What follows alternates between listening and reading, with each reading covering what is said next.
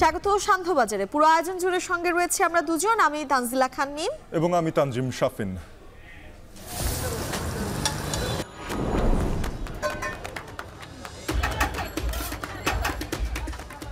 আমার পার্সোনালি হচ্ছে ফাস্টফুডই ভালো লাগে বেশি। মানুষের তো অনেক ধরনের নেশা থাকতে পারে, আমার একটা ফাস্টফুডের প্রতি এটা একটা নেশা। যারা জব করছেন তাদের কিন্তু সম্ভব হচ্ছে না বাসার খাবারটা খাওয়া। হেলথ ইস্যু থাকছেই, বাট আপনি যদি লিমিট অনুযায়ী কনজাম্পশন করেন, ইটস নট ভেরি হার্মফুল। ঘরের খাবার থেকে বাইরের খাবারটা বেশি ভোজন করে থাকি। স্টুডেন্ট চাকরি করে, বিভিন্ন প্রকারের লোক এই জায়গায় ঘুরিয়ে আঁকে, যদি খারাপ হইতো তাহলে তার খাইতো না। তারা বিকাল 3:30 থেকে শুরু করি, রাত্রে 11টা পর্যন্ত থাকে। 300-350 মানুষের খাবার আমরা রেডি করি প্রতিদিন। প্রধান কম্পোনেন্ট হচ্ছে দেখেন, বার্গার বলেন, পিৎজা বলেন, স্যান্ডউইচ বলেন, সবগুলোতেই কিন্তু মেইন কম্পোনেন্ট কার্বোহাইড্রেট। তাহলে শর্করাটা বাড়ছে, সাথে কি থাকছে, ফ্যাট কম্পোনেন্ট বেশি থাকছে, অর্থাৎ চর্বির পরিমাণটা বেশি। রোগীদের প্যাটার্ন দেখতাম, এখন কিন্তু সেটা চেঞ্জ হয়ে গেছে, এবং এটার জন্য ফাস্ট ফুড বা সুষম খাবার খাচ্ছেন না, এই জাতীয় যে ফ্যাক্টরসগুলো, এগুলো কিন্তু এখন একটা অ্যালার্মিং হিসাবেই আসলে যাচ্ছে। আমাদের যে ট্রেডিশনাল ফুডগুলো আছে সেটাই যদি আমরা প্রমোট করতে পারি, তাহলে হয়তো আমাদের দেশে এই ফাস্টফুড থেকে কিছুটা মুখ ঘুরিয়ে নিয়ে আসবে। মেম, আজকে সাপ্তাহিক ছুটির দিন, পরিবার প্রিয়জন বন্ধুদের সাথে বাইরে বের হবেন, খাবার খাবেন, তার মধ্যে ফাস্ট ফুডও থাকবে, এটি স্বাভাবিক। তবে দেখা যাচ্ছে যে সপ্তাহের বাকি দিনগুলোতেও, যেগুলো কর্মদিবস, সেখানেও দৈনন্দিন জীবনে একটা অবিচ্ছেদ্য অংশ হয়ে উঠেছে ফাস্ট ফুড, যেখানে আগে নানা রকম ঘরের খাবার, সুষম খাবার জায়গা পেয়েছিল। এই যে 3 দশক ধরে বাংলাদেশে ফাস্ট ফুড বিস্তার লাভ করেছে, এই মুদ্রার এপিঠ ওপিঠ দুই পিঠই রয়েছে, এবং এতে করে সবচেয়ে বেশি ক্ষতিগ্রস্ত হচ্ছে তরুণ এবং শিশুরা। এই স্বাস্থ্য ঝুঁকির কথা মাথায় রেখেও কিন্তু আসলে এই যে আপনি বলছিলেন 3 দশক ধরে কি ফাস্টফুড বাণিজ্য ধীরে ধীরে গড়ে উঠেছে, সেই ফাস্টফুড বাণিজ্যের সাথে জড়িয়ে আছে প্রায় 30 লাখের মতো মানুষ, এবং তাদের কর্মসংস্থান তৈরি হয়েছে। ঝটপট এই খাবারের নানা দিক নিয়ে সান্ধ্যবাজারে জানাবো বিস্তারিত।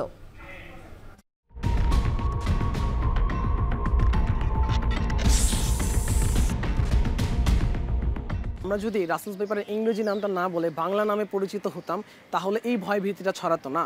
যে কোনো বন্যপ্রাণী ধরা, মারা, বহন করা দণ্ডনীয় অপরাধ। সাপ কিন্তু ইঁদুরকে বিনাশ করে, সেই দিক থেকে সাপ উপকারী। বিষাক্ত সাপের কথা চিন্তা করে আমরা যেন বিষাক্ত নয় এমন সাপগুলোকে যেন নিধন করে না ফেলি। রাসেল ভাইপার আতঙ্ক ছড়িয়ে পড়েছে গ্রাম থেকে শহরেও, কিন্তু অনেকেই বলছেন যে এই তথ্যগুলো যা সামাজিক যোগাযোগ মাধ্যম বা বিভিন্ন মাধ্যমে মানুষের হাতে পৌঁছচ্ছে তা পুরোপুরি সঠিক নয়। এই সাপ নিধনেও অনেকেই আসলে তৎপর হয়ে উঠেছেন। দেখা যাচ্ছে যে সাপের বাসস্থানে গিয়ে, আবাসস্থলে গিয়ে মানুষ হানা দিচ্ছে। এতে করে আসলে প্রাকৃতিক ভারসাম্য নষ্ট হচ্ছে অনেকটাই। একদমই তাই। কিন্তু শাফিন, তাই সাপ ধরা ও মারার বিরুদ্ধে আইন প্রয়োগের তাগিদ দিচ্ছেন বিশেষজ্ঞরা। এ নিয়েও বিস্তারিত থাকছে সান্ধ্যবাজারে। তবে শুরুতেই ফাস্টফুডের বাজার ও স্বাস্থ্য ঝুঁকি প্রসঙ্গ।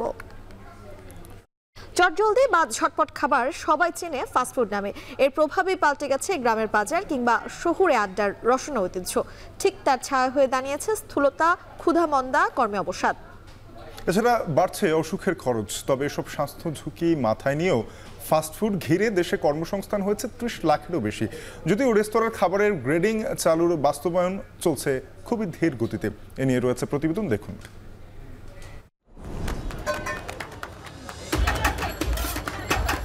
একটা শহরে রেস্টুরেন্ট বাদে কোথাও ঘোরার জায়গা নেই, সেই রেস্টুরেন্টে গেলে তো আমাদের ফাস্টফুড খাওয়াই লাগছে। ভাত মাছের থেকে ফাস্টফুডটাই খাওয়া হয় বেশি, খেলেও প্রতিনিয়তই খাইতে মনে চায়। বাচ্চাদেরকে কিভাবে কনভিন্স করবে, কি বড়রাও নিজেরা আসক্ত হয়ে যাচ্ছে আস্তে আস্তে এই দিকটা।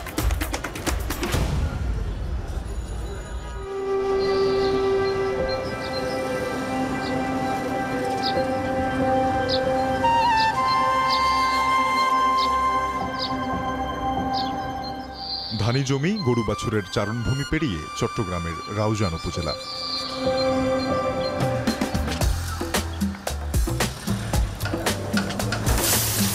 লোকালয়ে ঢুকতেই যে দৃশ্য মিলে যায় শহরের সাথে। গ্রামীণ জনপদে রাস্তার দুপাশে গড়ে ওঠা দোকান রেস্তোরাঁয় বিকেলের আয়োজনে তৈরি বার্গার, স্যান্ডউইচ, পাউরুটির ভেতর মাংসের কিমা দিয়ে চিকেন টোস্ট। সব বয়সী মানুষ এসবের ক্রেতা। এর মাঝে ঘানি ভাঙা সরিষার মুড়ি মাখা, চিড়া, নিমকি, বাতাসা গ্রাম ছাড়া হলো নীরবেই।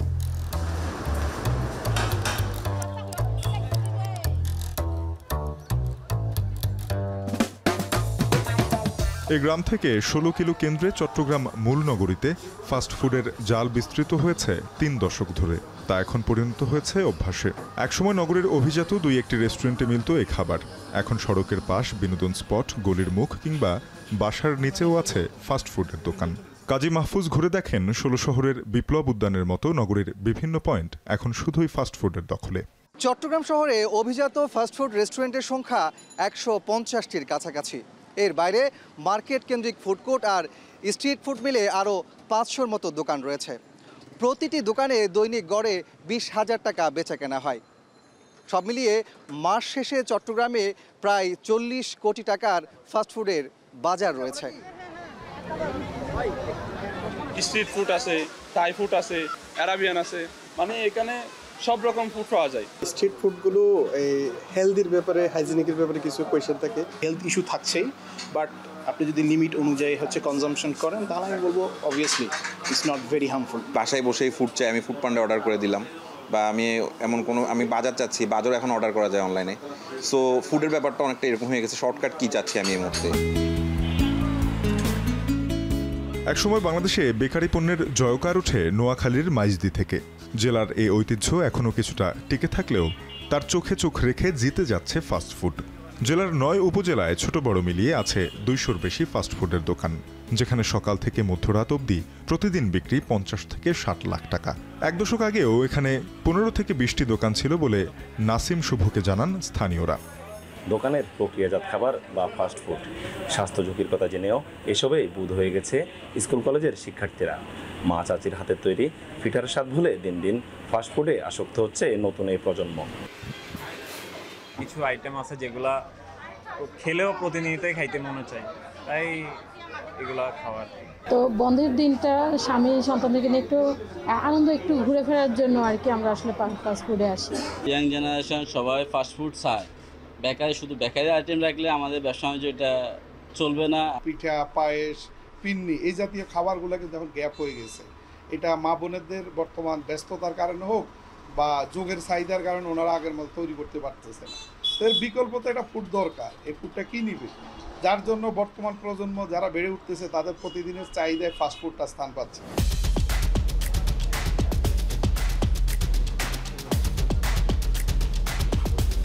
ফাস্টফুডের যে জাদু পুরো দেশকে আচ্ছন্ন করেছে তার বাজিকর ঢাকা।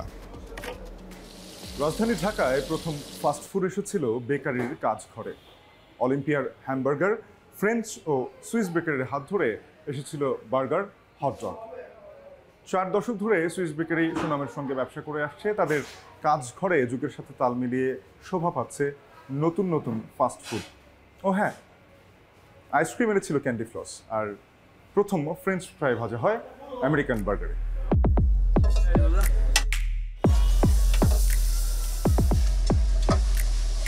ফাস্টফুডের তালিকা কেবলই লম্বা হয়েছে এরপর থেকে।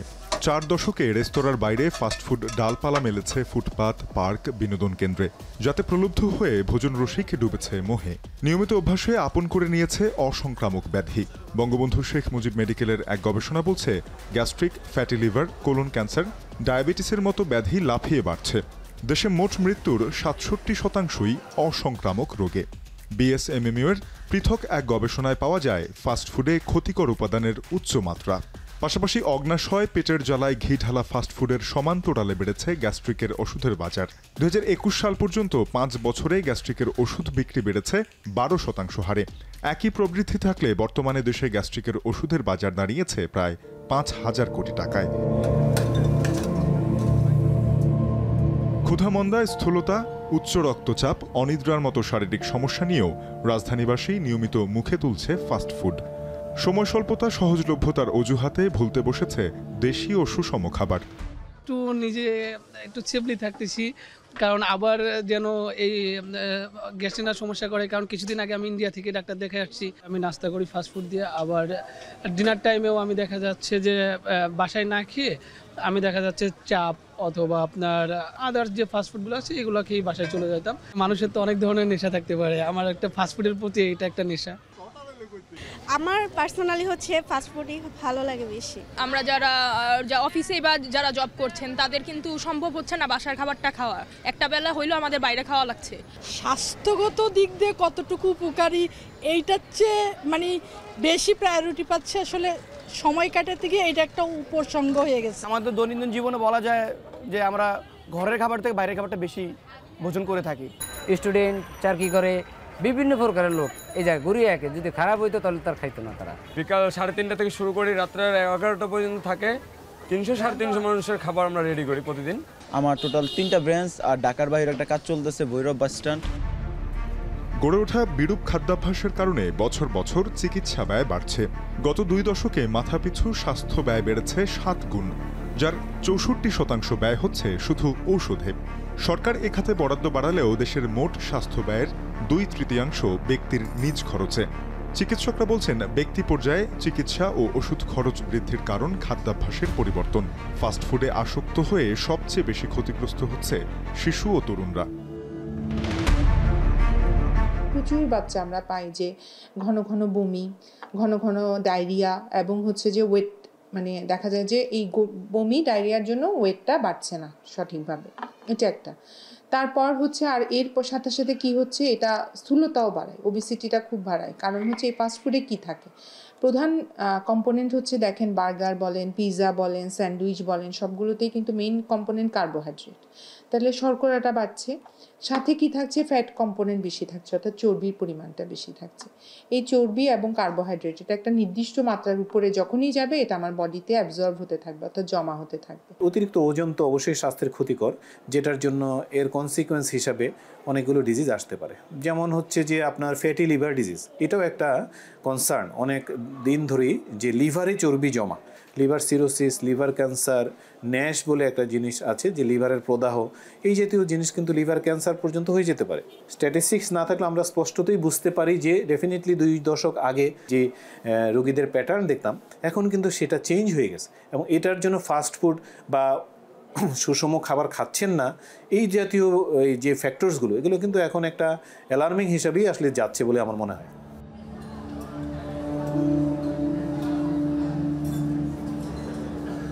তবে এসব স্বাস্থ্য ঝুঁকি মাথায় নিয়েও ফাস্টফুডকে কেন্দ্র করে যে রেস্টুরেন্ট ব্যবসার প্রসার ঘটেছে তাতে প্রায় 30 লাখ মানুষের রুটি রুজির ব্যবস্থা হয়েছে বলে দাবি বাংলাদেশ রেস্তোরাঁ মালিক সমিতির।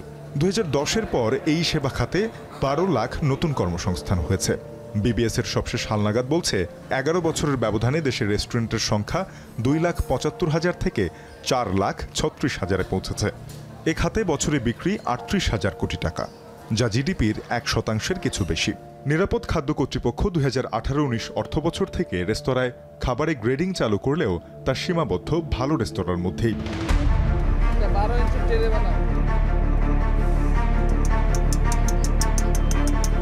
বাজার ভিত্তিক অর্থনীতিতে চাহিদা অনুযায়ী যোগান বাড়িয়ে মুনাফা করার প্রবণতা রয়েছে, যার ফলে শুধু ভোক্তা নয় উদ্যোক্তার কাছেও ফাস্টফুড গত 10 বছরে বিনিয়োগের শীর্ষ পছন্দে উঠে এসেছে। তবে নতুন খাদ্যাভ্যাস, কর্মদক্ষতা, স্বাস্থ্য বা অর্থের উপর যে চাপ তৈরি করছে তা নিয়ন্ত্রণ কার দায়, ভোক্তা, উৎপাদক না রাষ্ট্রের? উৎপাদন প্রক্রিয়া থেকে একদম ভোক্তা গ্রহণ পর্যন্ত বিভিন্ন স্তরে বিভিন্ন অসঙ্গতি আমরা দেখে থাকি। তো সেই লক্ষ্যে তাদেরকে আমরা সচেতন করছি, ক্ষেত্র বিশেষে তাদেরকে আইনের আওতায় আনছি। পুরো দক্ষিণ এশিয়ায় আমরা সবার নিচে, আমাদের মাস্টার শেফ নাই বললেই চলে। এখন সময় আসছে আমাদের যে ট্রেডিশনাল ফুডগুলো আছে সেটাই যদি আমরা প্রমোট করতে পারি তাহলে হয়তো আমাদের দেশে এই ফাস্টফুড থেকে কিছুটা মুখ ঘুরিয়ে নিয়ে আসবে, সেটা অনেক ফিউশন হতে পারে। গ্রাম থেকে মহানগর আমরা যখন ছুটি বেরিয়েছি ফাস্টফুডের বিস্তার চিহ্নিত করতে, তখন ক্যামেরার সামনেও পেছনে ধরা পড়ে নানান চিত্র। রয়েছে অস্বাস্থ্যকর উপকরণ, আমদানি ব্যয়, লাভ ক্ষতির হিসেব বা তথ্যের অপ্রতুলতা। প্রতিদিনের খাবারে আমরা ব্যাপকভাবে ফাস্ট ফুডে অভ্যস্ত হয়ে উঠলেও বিশ্বব্যাপী এর পরিচিতি এখন জাঙ্ক ফুড হিসেবে, অর্থাৎ যেসব খাবার শরীরের পুষ্টি চাহিদা মেটানোর তুলনায় স্বাস্থ্য ঝুঁকি বাড়াচ্ছে বেশি। আমেরিকা সহ বেশ কয়েকটি দেশে এটি একটি সামাজিক সমস্যা হিসেবে চিহ্নিত হয়েছে। বাংলাদেশে ফাস্টফুড তৈরির উপকরণ যেমন আমদানি নির্ভর, তেমনি অপরিমিত ভোগে অসংক্রামক ব্যাধি তৈরি হয়ে বাড়ছে চিকিৎসা খরচ। দেশেই ফাস্টফুড তৈরির উপকরণের একটি নিরাপদ বাজার তৈরি করা গেলে যেমন একদিকে একটি বিকল্প পণ্য বাজার তৈরি হবে, অন্যদিকে স্বাস্থ্য ঝুঁকি কমে সাশ্রয় হবে অর্থ। মায়ের হাতের ছোঁয়ায় তৈরি ঘরের খাবার রয়ে যাচ্ছে টিফিন বক্সের কোণে। স্কুল কলেজের শিক্ষার্থীদের মুখে উঠছে নানা ধরনের অপুষ্টিকর খাবার। আর এই সকল খাবারের তৈরিতে বিশেষ কোনো নজরদারি না থাকায় এগুলোর হাইজিন নিয়েও বিতর্ক রয়েছে নানা মহলে। একদিকে এই সকল ফাস্টফুড দোকানে কিছু মানুষের কর্মসংস্থান তৈরি হলেও মোটা দাগে প্রজন্ম হারাচ্ছে সুস্বাস্থ্য। তাই ঘরের তৈরি খাবারের প্রতি অভিভাবকদের জোর দেওয়ার কথা বলছেন বিশেষজ্ঞ ও চিকিৎসকরা। ফাস্টফুডের বিস্তৃতি দ্রুত সময়ে ঘটলেও এসব খাবারের মান নিয়ে কিন্তু বেশ প্রশ্ন রয়েছে। ফাস্টফুড নিয়ে কাজ করতে গিয়ে আমরা দেখেছি চট্টগ্রাম শহরের গুটি কয়েক রেস্টুরেন্ট ছাড়া অধিকাংশ খাবারের দোকানে খাবার তৈরির জায়গা এবং পরিবেশনের যে স্থান সেগুলো হচ্ছে বেশ অস্বাস্থ্যকর। আর এই ফাস্টফুডগুলোকে মুখরোচক এবং আকর্ষণীয় করতে সেখানে মেশানো হয় রং আর কেমিক্যাল। এমন অবস্থায় নিরাপদ খাদ্য নিশ্চিত করতে হলে তদারকি প্রতিষ্ঠানগুলোর কার্যক্রম জোরদার করার পাশাপাশি ভোক্তাদেরকে আরও বেশি সচেতন হতে হবে। ম্যাম, কথায় আছে প্রচারেই প্রসার। আমরা যেটি ফাস্টফুডের ক্ষেত্রে দেখতে পাই, ব্যাপকভাবে গত 10 বছর ধরে অন্তত ফাস্টফুডের প্রচার চলছিল, তাতে প্রসার ঘটেছে। ঠিক একইভাবে যখন কোনো গুজব দেশে রটে, সেটি সামাজিক যোগাযোগ মাধ্যমের দরুনে আমরা দেখি যে খুব দ্রুত সময়ের মধ্যে প্রসার ঘটে যায় এবং এর একটা ক্ষতিকর প্রভাবও কিন্তু আমাদের জনজীবনে পড়ে। রাসেলস ভাইপারের কথা আমরা বলতে পারি, যেটি সম্প্রতি সামাজিক যোগাযোগ মাধ্যমে ভাইরাল যেটাকে বলা হয় সেটি হয়ে গেছে। আর এর ফলে বিভিন্ন এলাকায় নির্বিচারে বিভিন্ন প্রজাতির সাপ নিধন হচ্ছে। এতে করে কৃষি ক্ষেত্রে একটা বড় ধরনের ঝুঁকি তৈরি হতে পারে। একদমই তাই। সাপ ধরা, বহন ও মারা হলে জেল পরিমাণের যে বিধান রয়েছে তা প্রয়োগের তাগিদ দিচ্ছেন বিশেষজ্ঞরা। বিস্তারিত জানাবেন সহকর্মী শাহাদাত অভ্র।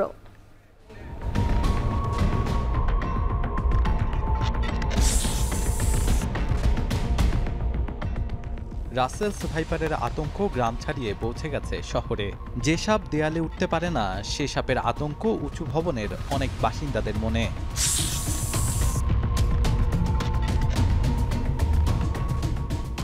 রাসেলস ভাইপার বা চন্দ্রবোরা সাপ সাধারণত নদীর 1 কিলোমিটারের ভেতরে বসবাস করে, তবে গুজব ছড়াচ্ছে এটি চলে এসেছে নগরে।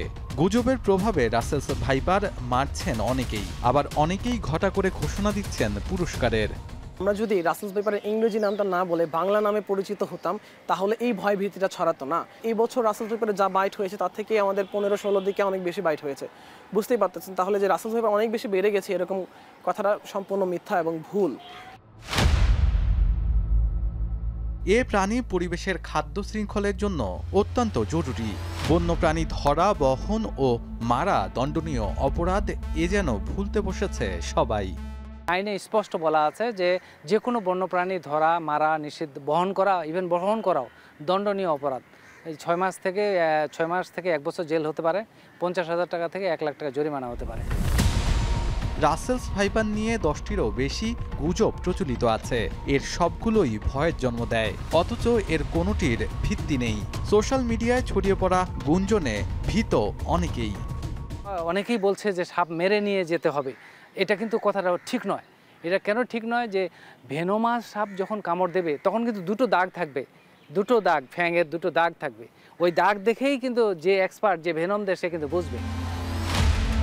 2013 সাল থেকে 2024 সালের জুন পর্যন্ত 235 জনকে রাসেলস ভাইপার দংশনের রোগী রাজশাহী মেডিকেলে চিকিৎসা নেয়। তাদের মধ্যে মারা গেছে 69 জন।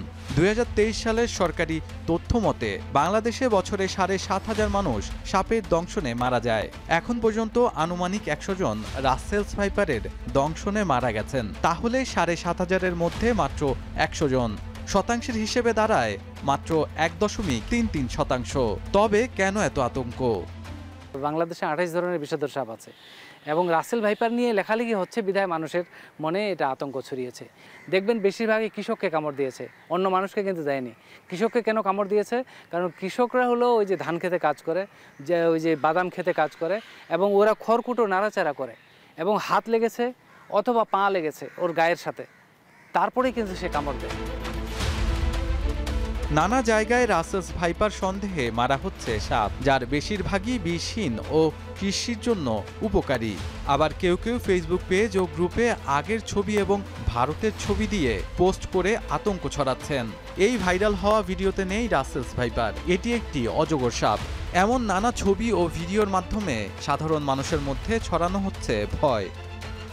বাংলাদেশে রাসেলস ভাইপার অ্যান্টিভেনম নাই, কিন্তু সত্য কথা হচ্ছে রাসেলস ভাইপার সহ যত বিষধর সাপ বাংলাদেশে পাওয়া যায় সবার অ্যান্টিভেনম বাংলাদেশের প্রায় সব হাসপাতালে মজুদ আছে।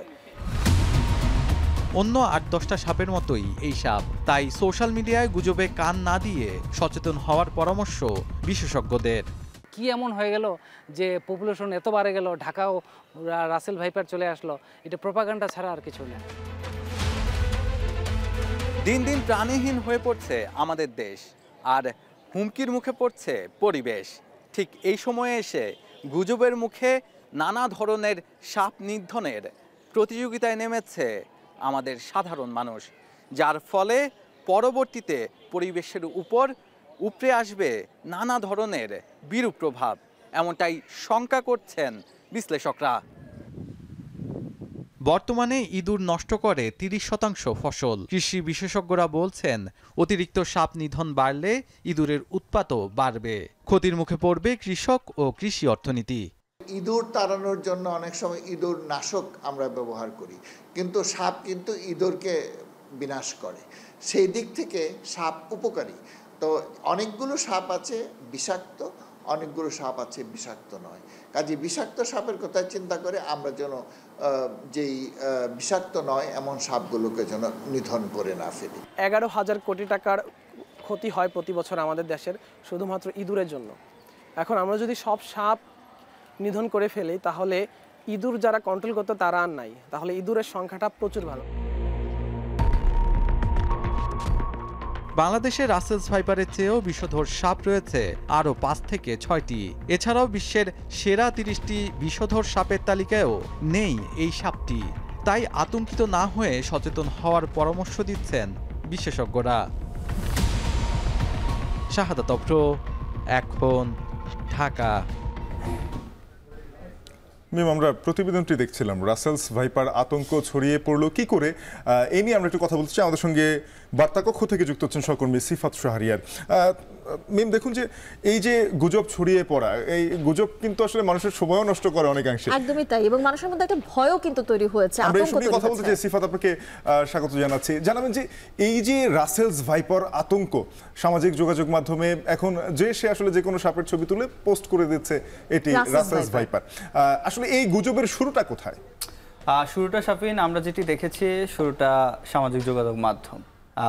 আমরা এই যে রাসেলস ভাইপারের যে নামটি সেটি এবছর যেভাবে চাউর হলো সেটি কিন্তু গত কয়েক বছর আমরা সেটি দেখিনি, এবং এটি যেভাবে সোশ্যাল মিডিয়াতে যেভাবে সামাজিক যোগাযোগ মাধ্যমের যতগুলো মাধ্যম রয়েছে যেভাবে মানুষ গুজব ছড়াচ্ছে, সেটি গুজব যে হারে বেড়েছে সাপও কিন্তু সেই হারে বাড়ে নাই গত কয়েক বছরে। এবং এই সাপ মিম আপনাকে বলতেছে যে এটি যে আগে ছিল না এমন না, এটা আগেও ছিল, এই অঞ্চলেরই সাপ এটি একেবারেই। এবং নেপাল, ভারত সহ ভুটান এবং এই অঞ্চলে 2 ধরনের রাসেলস ভাইপার রয়েছে, যার মধ্যে এক ধরনের এই দক্ষিণ এশিয়ার যে দেশগুলো রয়েছে সেগুলোতে রয়েছে, এবং এটি নদী উপকূলীয় অঞ্চলে ঝোপঝাড়ে জঙ্গলে বেশি থাকে।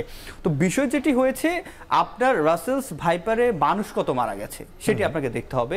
আমরা যেটি জানি, একটি পরিসংখ্যান বলছে সারা বছর শুধুমাত্র সাপের কামড়ে মানুষ মারা যায় 7,500 মানুষ, তার মধ্যে মাত্র 100 জন রাসেলস ভাইপারে আক্রমণে মারা গেছেন। তার মানে দেখতে পাচ্ছেন মাত্র 1.33% মানুষ শুধুমাত্র এই সাপের যে কামড়ে সেই কামড়ে মারা গেছে। তাহলে আরও তো সাপ রয়েছে।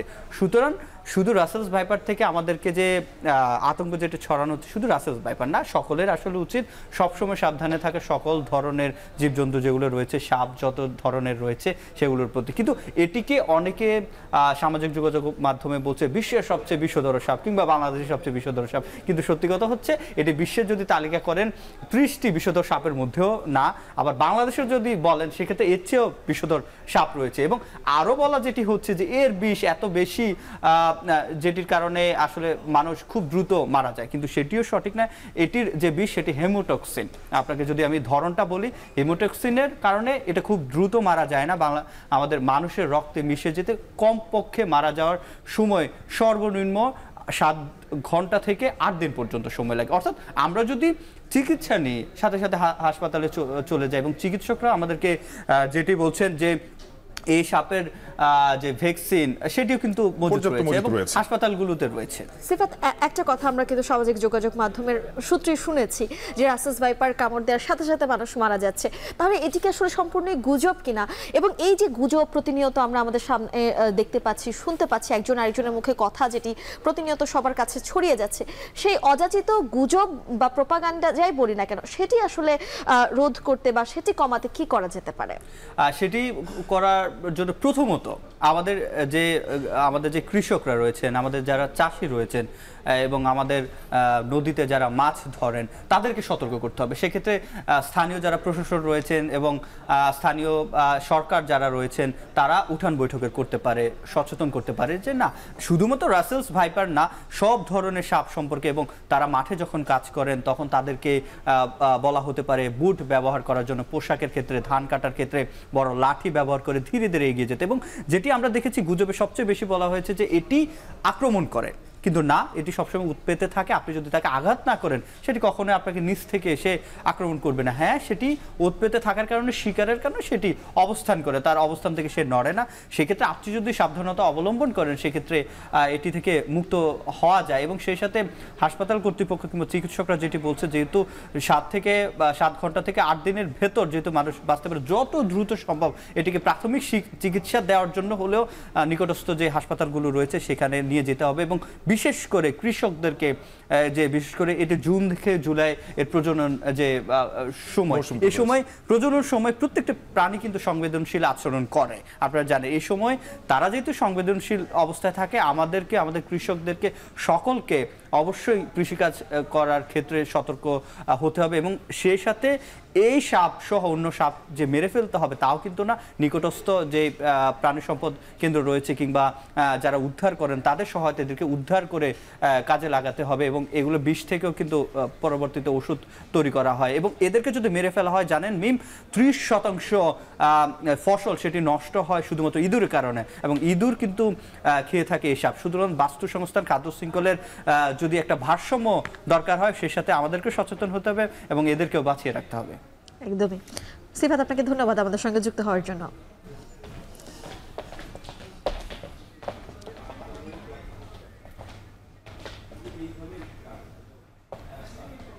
সন্ধ্যাবাজারের সময় হলো একটা বিরতির, ফিরছি একটু পর, সাথেই থাকুন।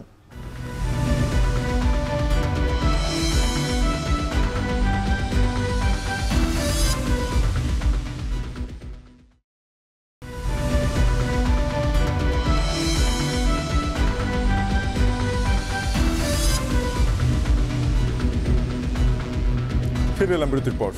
দেখছেন সান্ধ্যবাজার। শফিন, একটি ছাগল কাণ্ডে আলোচিত একটি নাম সাদিক অ্যাগ্রো, এবং আলোচিত সেই গবাদি পশুর ফার্ম সাদিক অ্যাগ্রোর অবৈধ স্থাপনা উচ্ছেদের একদিনের মধ্যেই শুরু হলো খাল খনন কাজ। ঢাকা উত্তর সিটি কর্পোরেশন বলছে যে খাল খনন কাজ তাদের অভিযানের অংশ এবং এই খালটি খননের পরে সেটি সুরক্ষিত করার পরিকল্পনা রয়েছে। এ নিয়ে সহকর্মী ফরহাদ বিন নূরের প্রতিবেদন দেখব। ভেকো দিয়ে চলছে খননের কাজ, যা দেখে বোঝার কোনো উপায় নেই এখানে একদিন আগেও ছিল গবাদি পশুর খামার। দেশ জুড়ে যখন আলোচনায় ছাগল কাণ্ড, তখনই নজর কাড়ে মোহাম্মদপুরের রামচন্দ্রপুর খালের জায়গায় নির্মিত সাদেক এগ্রো ফার্ম। টনক নড়ে ঢাকা উত্তর সিটি কর্পোরেশনের। এরপরই দেখা যায় বৃহস্পতিবার এই অংশে উচ্ছেদ অভিযান। পরদিন শুক্রবার সকালে ঢাকা উত্তর সিটি কর্পোরেশনের নির্বাহী ম্যাজিস্ট্রেট ও স্থানীয় কাউন্সিলরের উপস্থিতিতে রামচন্দ্রপুর খালের এই অংশে খননের কাজ শুরু হয়। স্থানীয় কাউন্সিলর বলছেন, কোনো ঘটনার কারণে নয়, ধারাবাহিক কার্যক্রমের অংশ হিসেবেই দখলমুক্ত করা হচ্ছে খাল। আমরা টেন্ডারের জন্য অ্যাপ্লাই করেছি। কোভিডের কারণে সরকারি অনেক টেন্ডার বন্ধ ছিল। মেশিনগুলো না আসা পর্যন্ত আমরা পুরো দমে কাজ করতে পারছি না এবং এই কাজগুলো শুরু করতে নতুন নতুন লোক সিটি কর্পোরেশনে জব দিতে হবে, যেটা মিনিস্ট্রি থেকে পারমিশন নিতে হবে। নেওয়ার পরে কিছু জটিলতা আছে, ওগুলো ইনশাল্লাহ শেষ হলে আমরা খুব দ্রুত ঢাকা শহর উত্তরে যত খাল আছে মেয়র মহোদয়ের নির্দেশনা এবং মেয়র মহোদয় আপ্রাণ চেষ্টা করে যাচ্ছে, সবগুলো খালি আমরা পর্যায়ক্রমে এগুলা উচ্ছেদ করার চেষ্টা করব। নির্বাহী ম্যাজিস্ট্রেট বলছে পুরো খালটি খনন করা হবে, আর তার জন্য যতদিন প্রয়োজন ততদিনই অভিযান চালাবে সিটি কর্পোরেশন। অবৈধ দখল উচ্ছেদ করতে আমাদের আরও বেশি সময় প্রয়োজন হয়। কর্তৃপক্ষের সিদ্ধান্ত মোতাবেক আমরা সেটিও পরিচালনা করব। সবশেষে পুরো ঢাকা শহর থেকে অবৈধ দখল উচ্ছেদ করাই কিন্তু এই অভিযানের মূল উদ্দেশ্য। এলাকাবাসীর আশা, মোহাম্মদপুরের রামচন্দ্রপুর খালের যেসব জায়গা ভরাট ও দখল রয়েছে তা দ্রুত উদ্ধার করে পুনরায় খনন করে জলাবদ্ধতা নিরসনের কার্যক্রম অব্যাহত রাখুক কর্তৃপক্ষ। ফরহাদ বিন নূর, এখন, ঢাকা।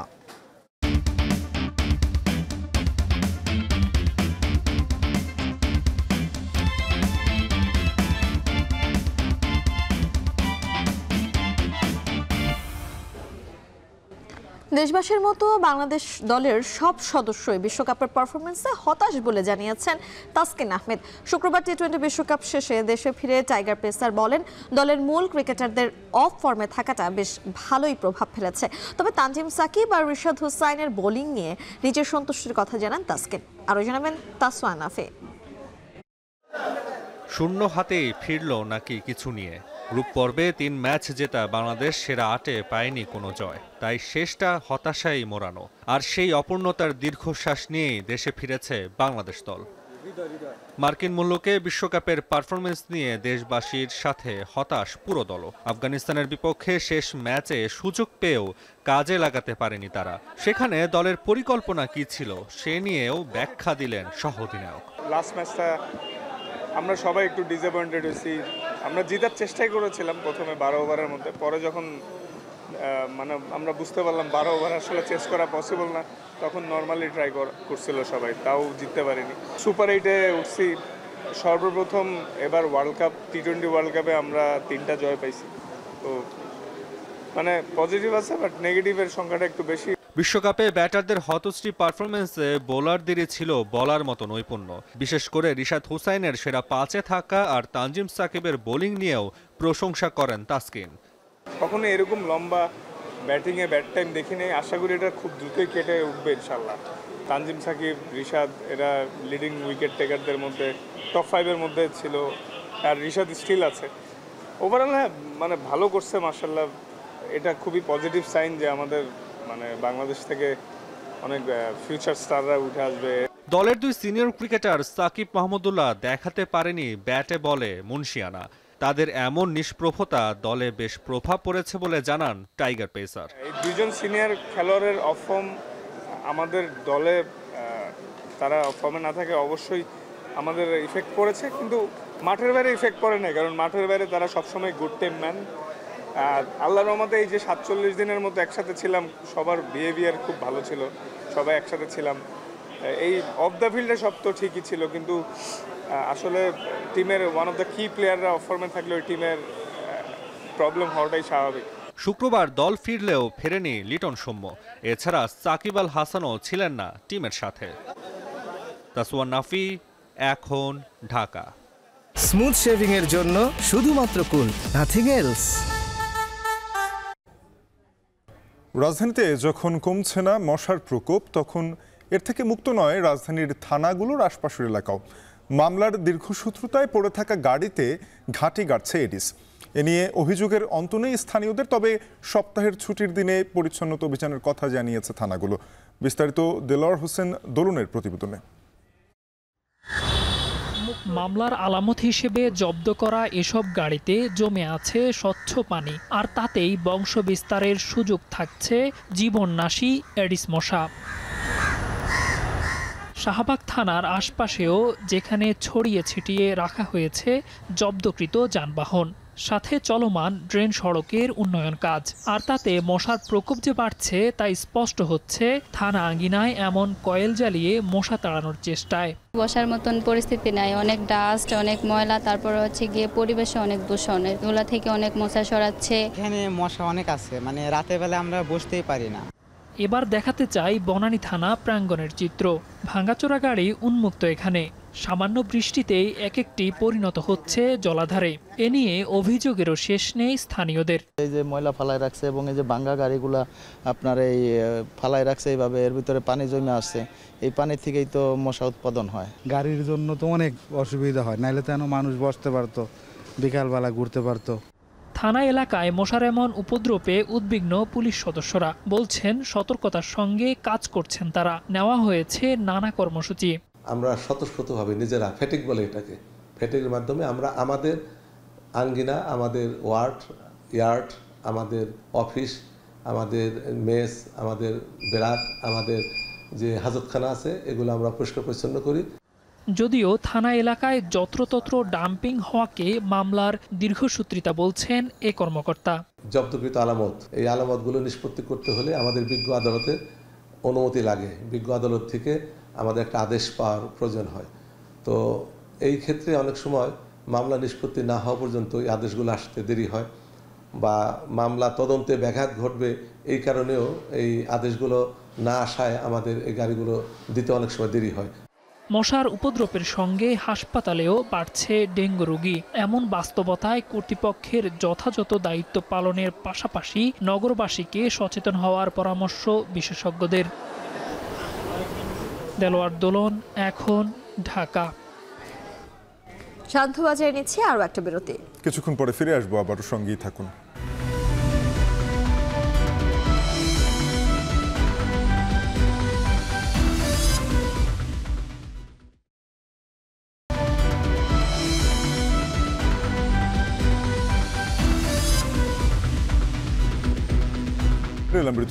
দেখছেন শান্ত বাজার। শাফিন, যদি আজ যেহেতু শুক্রবার ছিল, অনেকেই আসলে পুরো সাপ্তাহিক বাজারটাই সেরেছেন। সেই জায়গা থেকে সপ্তাহের ব্যবধানে রাজধানীর বাজারে বেড়েছে শাক ও সবজির দাম, এবং সব ধরনের মাছের দামও কিন্তু কিছুটা বাড়তি দেখা গিয়েছে। তবে ডিমের দাম কমেছে আর স্থিতিশীল রয়েছে মাংসের বাজার। এদিকে বাজার নিয়ন্ত্রণে ভোক্তা অধিকার সংরক্ষণ অধিদপ্তর অভিযান পরিচালনা করেছে বলে জানা গেছে। এ নিয়ে সহকর্মী জওয়াদ মাহমুদের প্রতিবেদন রয়েছে। রাজধানীর ফার্মগেট এলাকার বাসিন্দা দেলোয়ার হোসেন কারওয়ান বাজারে এসেছেন কিছুটা কম দামে নিত্যপণ্য কিনতে, কিন্তু বলছেন প্রবাস জীবনে যা সঞ্চয় করেছেন তার বড় অংশই খরচ হয়ে যাচ্ছে নিত্যপণ্যের বাজারে। যে কোনো জিনিস 50 টাকা 80 টাকার নিচে নাই, যে কোনো তরকারি কিনতে লই 80 টাকা, পেঁয়াজ 100 টাকা, রসুন 200 টাকা, বাজার করতে করতেই শেষ ইনকাম। সবজির উচ্চ মূল্য নিয়ে অভিযোগ অন্য ক্রেতাদেরও। আর খুচরা বিক্রেতারা বলছেন বন্যা পরিস্থিতি ও সরবরাহ কমে যাওয়ায় তৈরি হয়েছে পণ্য ঘাটতি, বেড়েছে দাম। কাঁচামাল হইলে আমদামির উপরে নির্ভর, যখন আমদামি বেশি হইব তখন মানে আপনার দাম কমবে, আর যখন মানে আপনার আমদামি কম থাকবে তাহলে অটোমেটিকই দাম বাড়ে। একটা মানুষের যদি হাইস্ট আপনার 1 থেকে 1200 টাকা ইনকাম, কিন্তু খরচ আপনার অনেক। প্রোটিনের অভাব পূরণ করে যে ডিম, দুদিন আগেও তা ছিল ক্রেতার নাগালের বাইরে। তবে ছুটির দিনে কমেছে দাম, ডজন নেমেছে 145 টাকায়। আগে ছিল 150 টাকা দর্জন, আর 140 টাকা দর্জন। লালা ছিল 150 টাকা, 27 ছিল 140 টাকা। এখন তো দাম কম, এবারও 300ই রাখছে। আমি বাড়তি কিছু তার কাছে পাই নাই। ঈদুল আজহার কারণে বেশিরভাগ মানুষের ঘরে মাংস থাকায় বাজারে কমেছে মুরগির চাহিদা, তাই স্থিতিশীল মুরগির বাজার। ব্রয়লার মুরগি বিক্রি হচ্ছে 170 থেকে 175 টাকায়, লেয়ার মুরগি বিক্রি হচ্ছে 340 থেকে 350 টাকায়।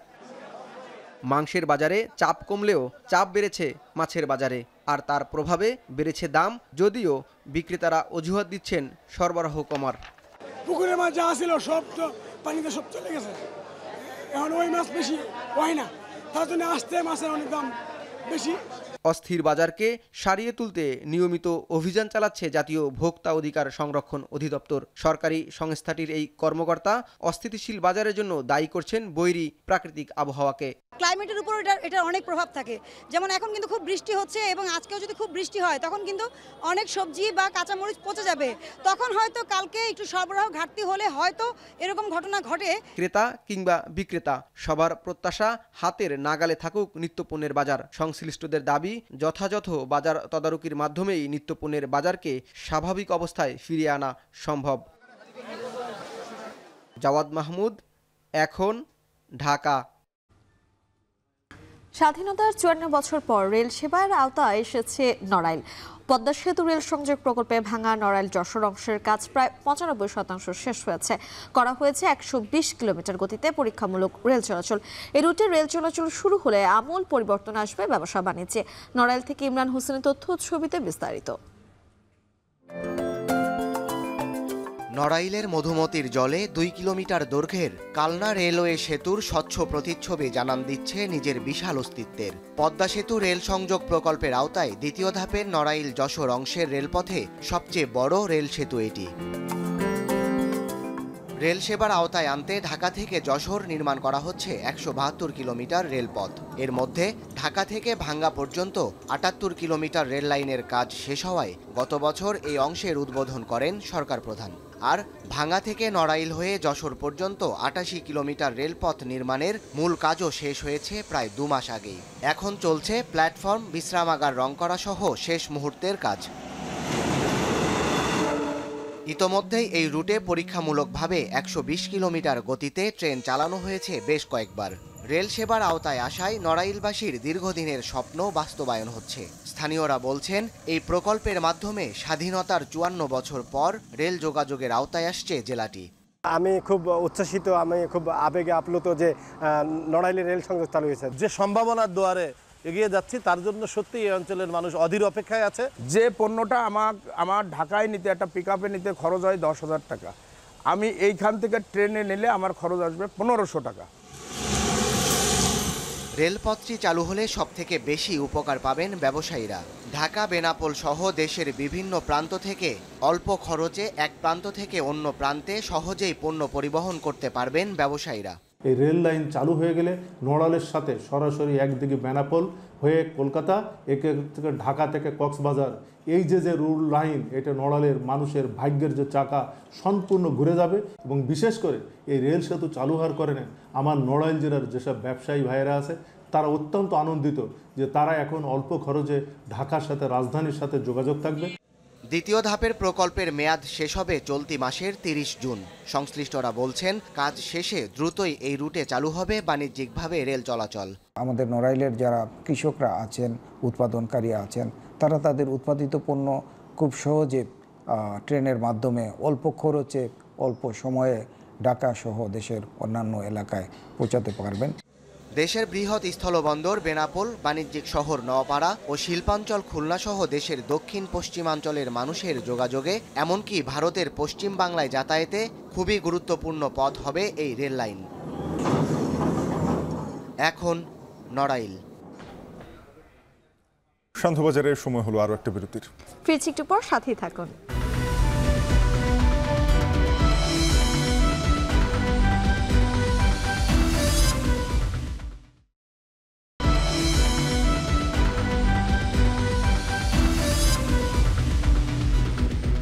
বিরতির পর ফিরে এলাম আরো একবার। দেখছেন সন্ধ্যাবাজার। এবারে জানাবো আন্তর্জাতিক প্রসঙ্গ।